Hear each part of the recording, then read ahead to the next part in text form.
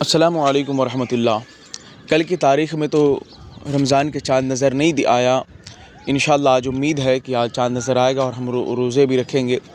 देखें, मौसम आज तो काफ़ी ख़राब है, बहुत ज़्यादा ख़राब है, हवा भी चल रही है, अभी बादल भी गरज रहे थे, बारिश भी होगी अनक़रीब, मुझे उम्मीद है। लेकिन हो तो भी बेहतर है, ना हो तो भी बेहतर है, मौला की मर्ज़ी। देखें, रमज़ान शरीफ का महीना कल से शुरू है, तो रोज़े की नीयत कैसे करें, सहरी करने का तरीका क्या है, सहरी की नीयत क्या है और कैसे करना ज़्यादा दुरुस्त है, इस तरीक़े में और ख़ास इस बात को लेकर लोगों में बड़ी परेशानी की बाइस बनी हुई है कि लोग नीयत कैसे करेंगे। काफ़ी हमारे अहबाब परेशान हैं। तो सबसे पहली बात, पॉइंट वाली बात आप जहन में रख लीजिए, रमज़ान शरीफ कि रोज़े की जो नीयत है, ये नीयत दिली नीयत मानी जाती है। जिस तरीके से अमाल का दारो मदार नीयत पर है, इन्नमल अमालु बिन्नियात, आप देखेंगे अमाल का दारो मदार नीयत पर है, हुज़ूर की हदीस है ना, उसी तरीके से आपके रोज़े की दारो मदार आपकी नीयत पर है। याद रखें, आपकी नीयत अगर आपने दिल में कर लिया तो आपका रोज़ा हो जाएगा। अब सवाल ये पैदा होता है, जो एक दुआ बताई जाती है अवामुन्नास में, क्या वो दुआ नहीं पढ़े तब भी रोज़ा हो जाएगी? अब वो जो दुआ है, दो किस्म की दुआ है इसमें। देखिए, हमने इसमें 2-3 किस्म की दुआ देखा। पहली दुआ तो ये है, नवैतु अन असुम अज़ाब लिल्लाहि तआला मिन शहरी रमज़ान हादा, पहली दुआ। और दूसरी दुआ ये है, आप सबको मालूम है, बिसौमी गदिन नवैतु लिल्लाहि तआला मिन शहरी रमज़ान। अब ये दो दुआ तो मैं आपको खुद ही बता दिया, 3 किस्म के दुआ बताई गए हैं। ये सहरी की दुआ है। अब आप का जो सवाल था वो ये था कि क्या ये जो दुआ बताया गया है हम लोगों को, अगर इस दुआ को हम नहीं पढ़े सहरी खाकर, फिर भी हमारा रोज़ा हो जाएगा?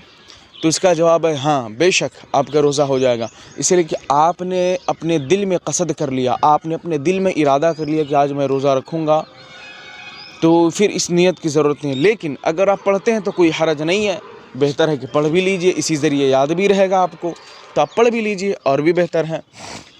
ये एक पॉइंट क्लियर हो गई, तो आप इस चीज़ को ज़हन में रखें।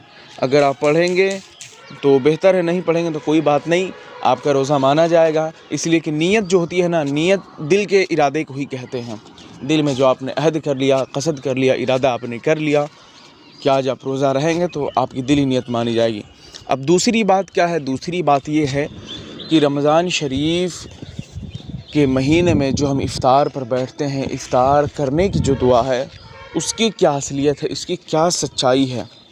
देखिए, जो दुआ बताई जाती है अवाम में, जो पढ़ी भी जाती है, मैं आपको पढ़ कर बता देता हूँ ताकि आप आसानी से समझ लें।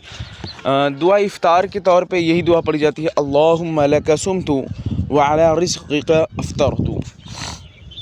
अब ये जो आप दुआ देख रहे हैं ना, ये दुआ अगर हम पढ़ कर रोज़ा खोले तो क्या रोज़ा होगा? अगर किसी को नहीं याद है तो वो क्या करे? सबसे पहली बात, आप इस बात को ज़हन में रखें, अगर नहीं याद है आपको ये दुआ, तो आप बिस्मिल्लाहिर्रहमानिर्रहीम कर कर दुआ इफ़्तार कर सकते हैं।